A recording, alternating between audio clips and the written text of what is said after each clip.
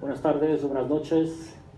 Pues ya estamos en nuestra cuarta sesión de nuestro café literario y hoy nos toca la sección de una mirada a los libros. Hoy no va a haber música porque hoy vamos a tratar de platicar sobre una novela que es inabarcable.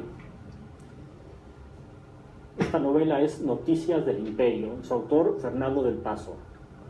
Fernando del Paso, primero vamos al autor, Fernando del Paso.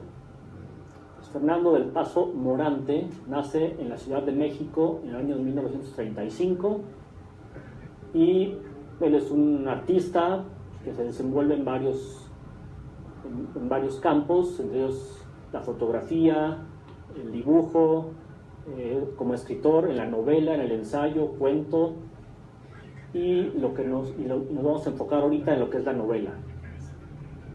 Él escribe tres muy grandes novelas, que son José Trigo en 1966, se publica, luego se publica en 1977 Palinuro de México, y 10 años después, en 1987, se publica la novela de la que vamos a platicar, que es Noticias del Imperio.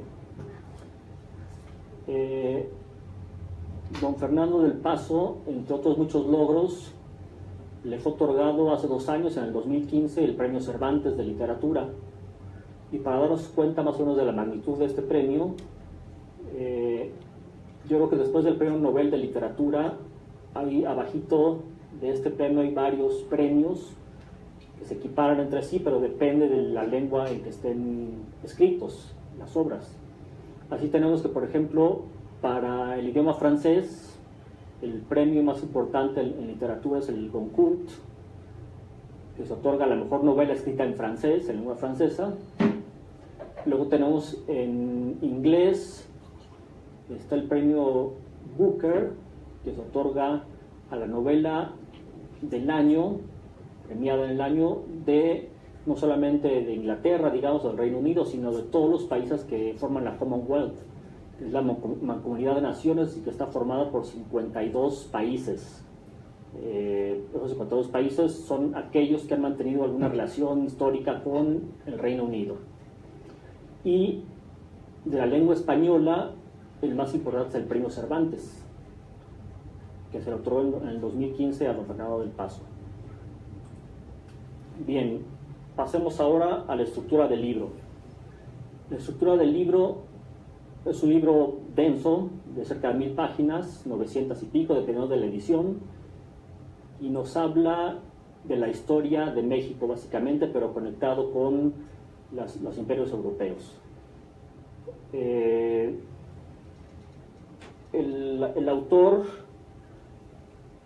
escribe este libro y lo narra un narrador externo, o sea, no es un personaje que esté narrando los hechos, un personaje interno de la obra, sino que lo narra un narrador externo, a excepción hecha de los capítulos en los que Carlota habla, y habla internamente, o sea, siempre está fluyendo su conciencia, está hablando ella de lo que se acuerda de cuando vivió en México, porque ella, pues muchos sabrán, quedó sin sus facultades mentales, saliendo de México. Entonces Fernando del Paso la hace hablar en los capítulos internamente, es un flujo de conciencia. Esto es el llamado monólogo interior, que es un recurso literario donde el autor hace hablar a la conciencia del personaje y pareciera un poco perder el control sobre la obra, sobre lo que está escribiendo, porque lo deja a la deriva, lo deja libre albedrío del personaje,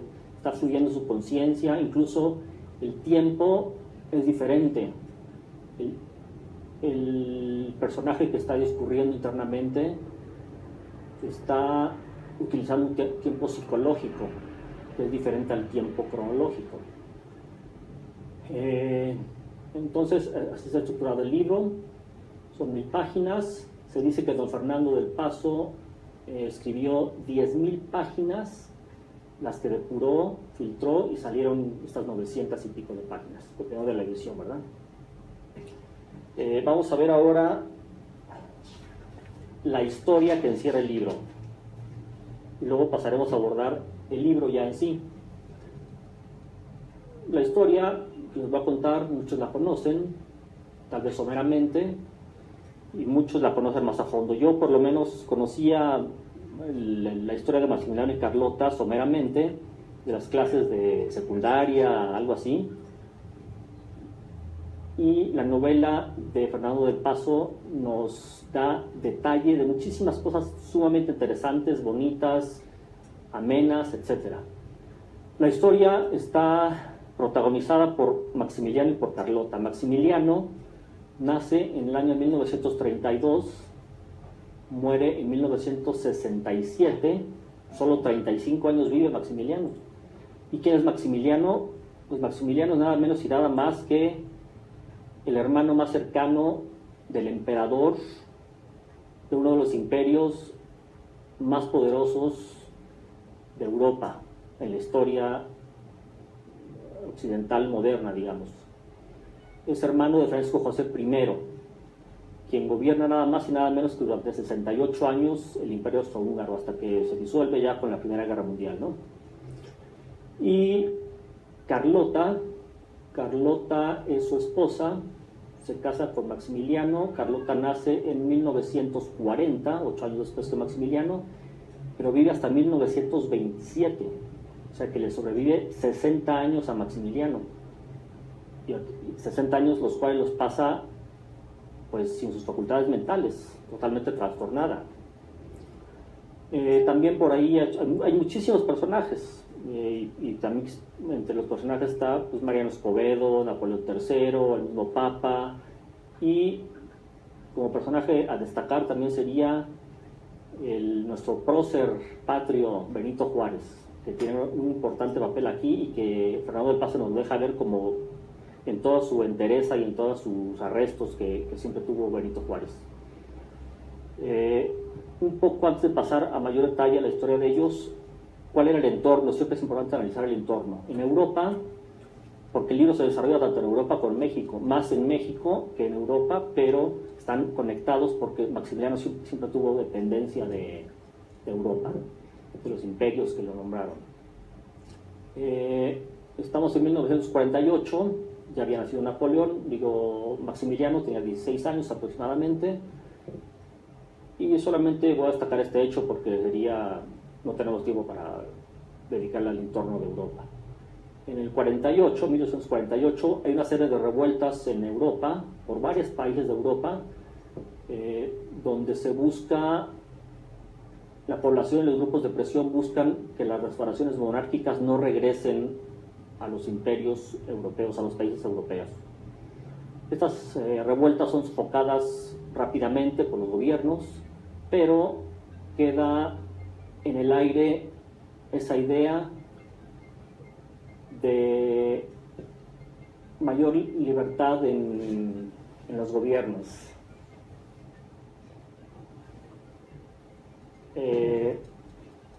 Entonces tenemos por un lado lo que está pasando en Europa, y en México lo que pasa, recordemos que México logra su independencia en 1821, reconocida por España hasta el 36, pero desde el 21 hasta el 61 que nos vamos a ir, vamos a dar un salto cuantitativo, son 40 años de revueltas, de discordias, de guerras, de guerrillas, de inconformidades, de regímenes que van y vienen. Y en el 61, después de una más de las guerras de México, de la Guerra de Reforma, que dura 3 años, termina en el 61, Benito Juárez es presidente de México y declara la moratoria a los países europeos a los que le debíamos dinero. Dice, debo no niego, pago no tengo. Con todos los arrestos que la caracterizaban, tomó la decisión, dice, el dinero, el poco dinero que hay que las arcas, pues será para el país y luego pagaremos la deuda. En ese entonces no existían pues, ni el Banco Mundial, ni el Fondo Monetario Internacional, ni las reestructuras, ni las negociaciones. Y así como iba la cosa, llegan las potencias europeas y nos invaden. Y en Europa se decide que en México debe gobernar una persona, un emperador europeo. Se deciden por Maximiliano. Maximiliano en ese entonces se dedicaba con su esposa en el castillo de Miramar, en Trieste. Se mandaron a construir un castillo ahí en Trieste, Italia, al norte de Italia. Se dedicaba pues a pasear con su esposa, se dedicaba a componer versos, a leer historia, su esposa tocaba el arpa, así la vivían. En el 63 llega una delegación mexicana de conservadores y le ofrecen el trono a Maximiliano. Maximiliano lo piensa unas semanas, unos meses, se decide que sí, él pensando en que venía a un país lleno de riquezas culturales, lleno de riquezas naturales, y donde iba con un potencial extraordinario y donde iba a crear un gran imperio con mucha potencia para el futuro. No sabía Maximiliano lo que le esperaba. Llegó a Veracruz en el 64, encuentra un país destrozado, sin dinero, desunido, desorganizado. Si a eso le aunamos todas las desgracias que vivió desde que zarpó su barco, todas las calamidades que tuvo que sortear ya llegando a la tierra, las enfermedades, las desgracias, el antagonismo que se creó, etc. Podríamos decir que desde que salió Maximiliano y Carlota, desde que salieron de su castillo de Miramar, pareciera que un hechizo les hubiera sido enviado y todo les salió mal. Esta es la historia, básicamente. Bueno, la parte final de la historia que contiene es por qué Maximiliano no pudo dominar en el imperio si tenía el apoyo de las potencias. Maximiliano era de carácter un tanto débil, Carlota parece que no tanto, más ambiciosa. Maximiliano un tanto débil y además no supo granjear aliados políticos. Su actitud ante los imperios de Europa era la de una persona que atendía más a los intereses de México que a los europeos. O sea, la idea de Europa era implantar aquí un imperio europeo, pero Maximiliano, a los ojos de ellos, lo veía diferente.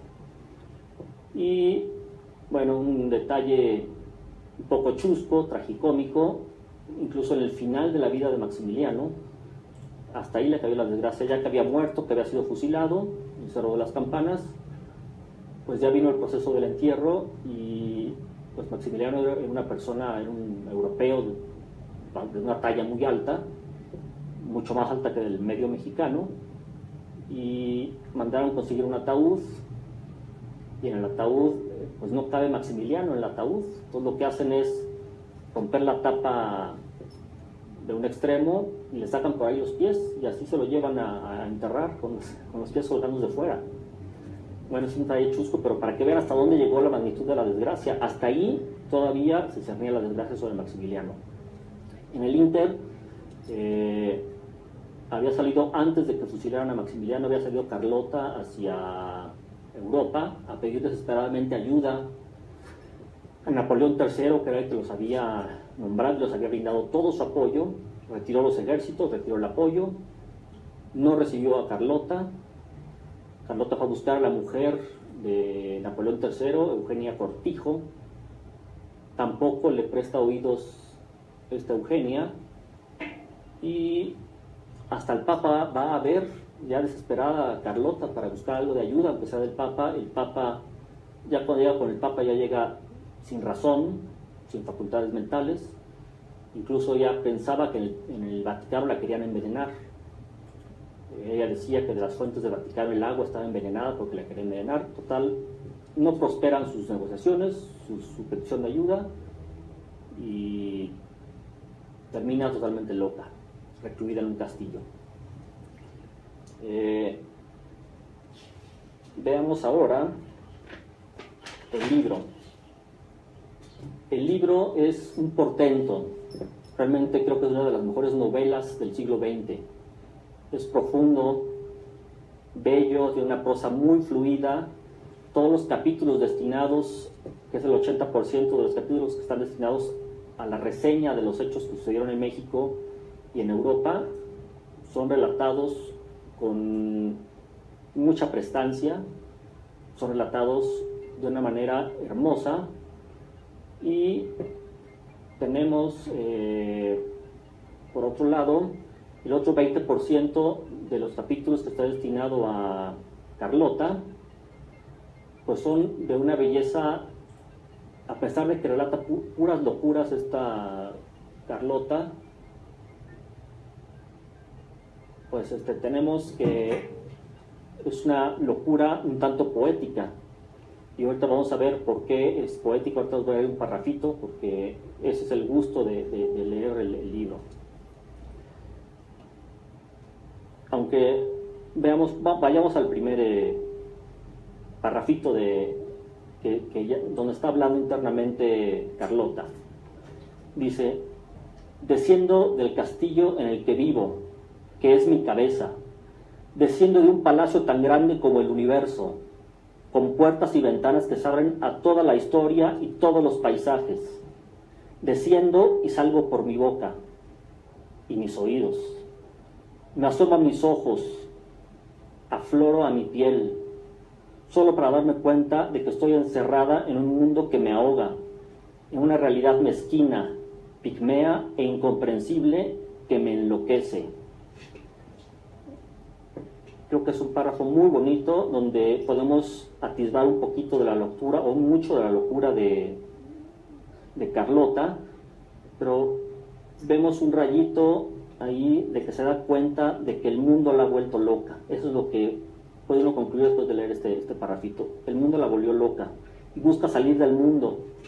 Aquí se redacta de esta forma estos pensamientos de Carlota.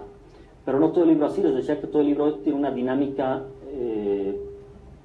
muy, muy buena, y sobre todo el último 20% del libro es realmente de una trama sobrecogedora. Uno está leyendo y leyendo y leyendo porque va llegando el final y uno quiere saber qué pasó con Juárez, qué pasó con Maximiliano, qué pasó en Europa.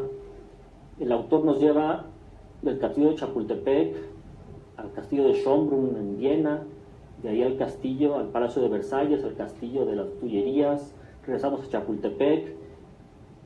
La trama es extraordinaria, nos pasea por todos los protocolos que había en ese entonces en Austria, en Francia, en México, los platillos, la flora, la fauna, las construcciones, en fin, la cultura de esos tres países tamizada en este libro.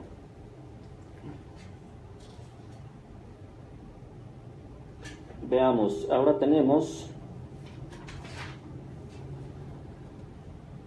que en este libro también comparecen, además de las voces de Maximiliano y de Carlota, Juárez, Strauss, el de los valses, Napoleón III, su esposa, Mariano Escobedo, Miramón, en fin, un sinfín de personajes. Es una novela coral, como dicen, por todo el sinfín de personajes a los que le da voz Fernando del Paso. Carlota, en sus 60 años de locura, percibió cómo el mundo se desmoronaba, ese mundo que ella había conocido, esplendoroso, en que ella vivió 24 años de esplendor, ya sea en Austria, ya sea en México, ya sea en Italia, en París, en donde fuera, y que los años le trajeron la desgracia, y eso la volvió a que se quedara sin razón. En los monólogos interiores, Carlota nos deja entrever un gran resentimiento. Ella pensó que la había abandonado Maximiliano, no se enteró nunca que había muerto. En el camino a México perdió razón ella y ya no supo nada.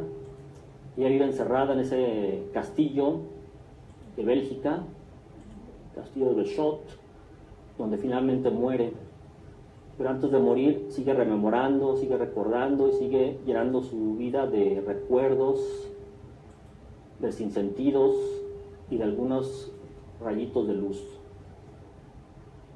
Veamos ahora otro parrafito escrito por Fernando del Paso, pero que le da voz a Carlota. Dice así: y estoy enferma también, pero enferma de rosas deshojadas, de arcoíris que se me clavan en el pecho, de astros y auroras boreales que se me meten por los ojos para iluminar mi delirio. Y he de beber, sí, pero de las mismas fuentes de las que bebieron Heine y Rilke, de las que bebió Mozart, de ellas he de beber, si Dios me lo permite, un día, si la imaginación me bañan con su gracia para recuperar mi transparencia. Este es uno de los párrafos más bellos del libro, donde lo que podemos concluir es que se asoma por ahí un rayito de luz en la locura de 60 años de Carlota. Se da cuenta que está loca, se da cuenta que ha perdido la razón y quiere recuperar su transparencia, quiere recuperar la razón, por más loca que esté. Ella dice, ella piensa en su interior que la única forma de recuperar esa transparencia, esa lucidez, es beber de las fuentes de poetas tan grandes como Heine y como Rilke, respirar el aire y beber del agua que bebió Mozart, un ser casi sobrenatural. Solamente así ella podrá recuperar algo de su transparencia.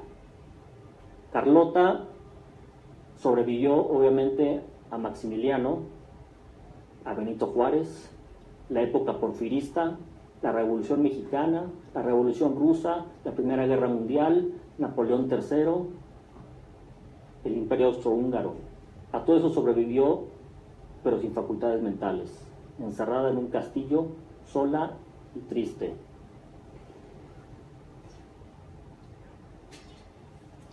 En aquellos tiempos, todavía cuando nacieron Napoleón, Josefina, toda esa élite de Maximiliano y Carlota inclusive, esas personas venidas de la nobleza, hijos de las nobles casas de mayor realce en Europa, de los Coburgo, los Saboya, los Habsburgo, etc., esas personas pensaban firmemente, porque así se los habían hecho creer desde que nacían, que ellos habían nacido para gobernar el mundo.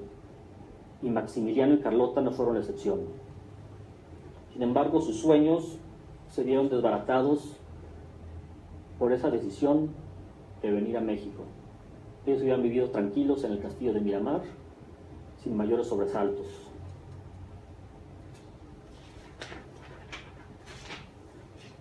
Carlota, en cambio, sufrió 60 años, un purgatorio creo que muy duro para una persona que sí fue ambiciosa tal vez, pero que todos los 60 años vivir en esa soledad y en esa locura fue demasiado purgatorio. Finalmente,